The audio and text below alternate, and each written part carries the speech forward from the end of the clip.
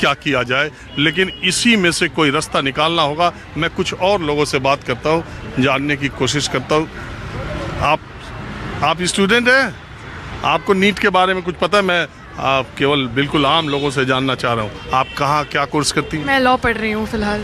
तब तो तुम बताओ, लॉ की स्टूडेंट तो बहुत अच्छे से बता सकती हैं। ये जो नीट को लेके सब कुछ हो रहा है, इस पे आप क्या सोचती हैं? पेपर लीकिंग ऑब्वियसली बहुत ज़्यादा स्ट्रिक्ट मैटर है और इसके लेके स्ट्रिंजेंट रूल्स हैं, बट आई बिलीव कि as per as other laws ये लॉज भी फॉलो नहीं हो रहे हैं ढंग से। It's a very usual thing. और पेपर लीकिंग अब बहुत पॉपुलर हो गया आफ्टर ये नीट वाला जो इंसिडेंट हुआ है, बट ये मैटर पहले से भी हो रहा है। अब हाइप में आया है, क्यों आई एम नॉट श्योर, मैं ज़्यादा अवेयर नहीं हूँ, बट ये मैं पहली बार देख रही हूँ कि नीट के पेपर को लीक होकर इतना ज़्यादा हाइप क्रिएट हुआ है। वरना पेपर तो सारे लीक होते हुए सुने हैं। मैंने जब क्लैट दिया तो क्लैट भी लीक हुआ था, और मेरे टाइम पे क्लैट के लिए फिर पेपर दोबारा कंस्ट्रक्ट भी नहीं हुआ था, क्लैट भी लीक हुआ था, उसके लिए रूमर्स भी थे। नहीं, देखो र्यूमर्स तो हर एग्जाम के पहले आते हैं, लेकिन कहीं किसी में चल हो जा शुरू। केसरिया से मन जोगी हुआ रे, दिल झूमे देखो पतवारा हुआ रे, दिल झूमे देखो पतवारा हुआ रे। हर पल मनाओ केसरी त्योहार। विमल बोलो जुबान केसरी। प्रूफ भी मिलता, प्रमाण भी मिलते हैं। कहीं प्रमाण नहीं मिलते तो उसी शोरगुल में वो तो वहाँ में लीक हुआ था, तभी तो आप क्वालिफाई कर गई। मैं क्वालिफाई नहीं की हूँ क्लैट से, और as per as the rules laws definitely हैं, बट लॉज कौन से लॉज ढंग से फॉलो होता है? आप ट्रैफिक लॉज ही, अभी आप सीपी पे खड़े हैं, आपको यहीं पे ब्रेक होते हुए दिख जाएंगे। यहाँ खड़े होना अलाउड नहीं है, लेकिन यहाँ पे ग्रुप ऑफ फोटोज़ खड़ा है, उसको लेके भी हाइप नहीं हो रहा है।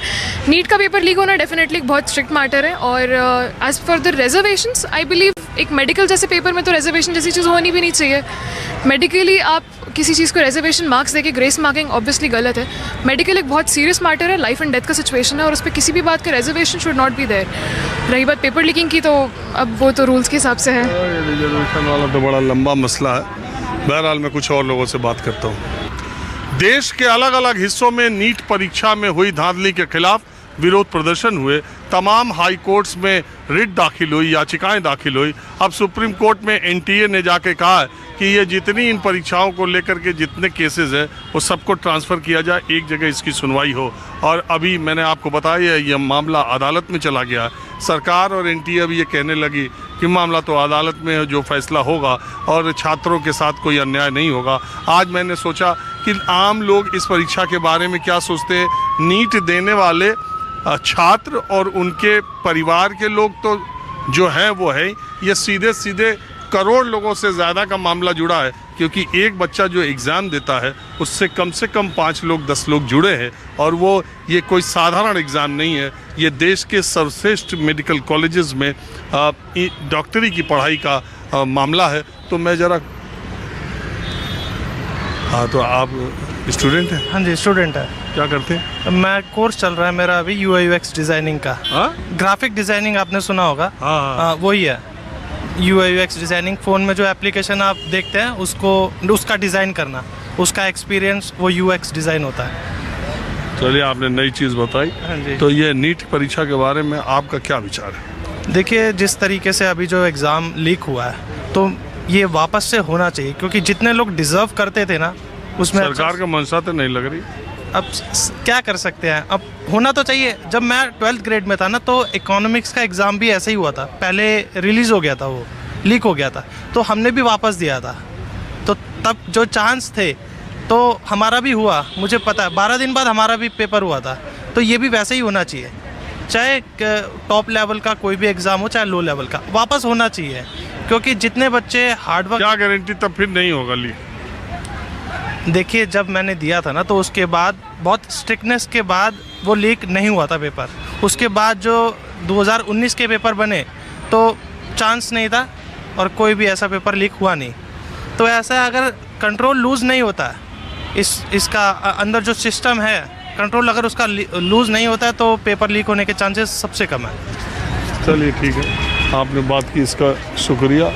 जरा कुछ और लोगों को मैं देखता हूँ।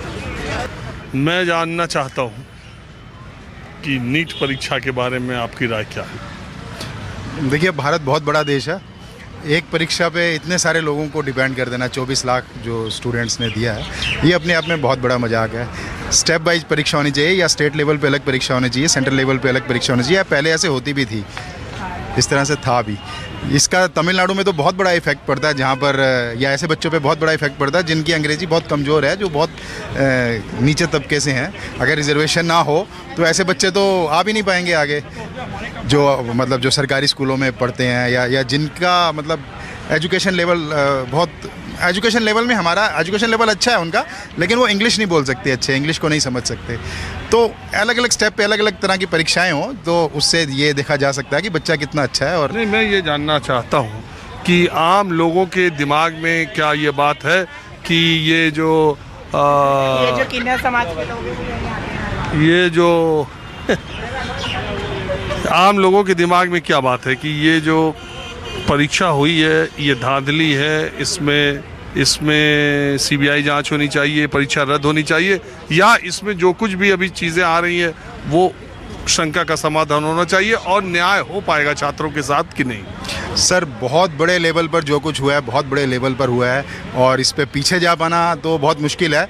लेकिन हाँ, जो लोग ऑब्जेक्शन उठा रहे हैं उनका तो समाधान होना चाहिए, पर वो कैसे होगा ये भी अपने आप में एक सवाल है। और जब सुप्रीम कोर्ट ने ये बोल दिया कि वो काउंसलिंग में किस तरह का कोई दखल नहीं देगा, और कुछ 1500 कुछ स्टूडेंट्स हैं जिनको ग्रेस मार्क्स दिए गए हैं, और वो भी ओपनली नहीं बताया गया कि ये कौन से स्टूडेंट्स हैं, तो अपने आप में सवाल तो खड़े कर ही रहा है। लेकिन इतने बड़े लेवल पर इस परीक्षा को रद्द कर देना और फिर दोबारा करवाना, ये भी अपने आप में एक बहुत बड़ा सवाल खड़ा करेगा कि भाई कब तक मतलब ऐसा चलेगा। मैं तो साफ बोलता हूँ ना, परीक्षाएं जो हैं वो स्टेट लेवल पर भी होनी चाहिए। और ऐसे बच्चे भी हैं जो अंग्रेज़ी ठीक नहीं पढ़ पाते या अंग्रेज़ी में उतने तेज़ नहीं हैं, उनके लिए हिंदी में भी करवाई जा सकती है, या इस तरह से भी करवाई जा होती है, ये भी होती है नीट।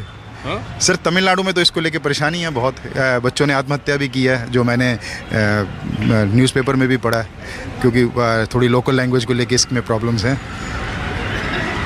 हाँ, ये आपकी बात सही है। पहले तो मेडिकल कॉलेजेस को लेकर के स्टेट लेवल पे एग्ज़ाम होते थे, अलग अलग पहलू है।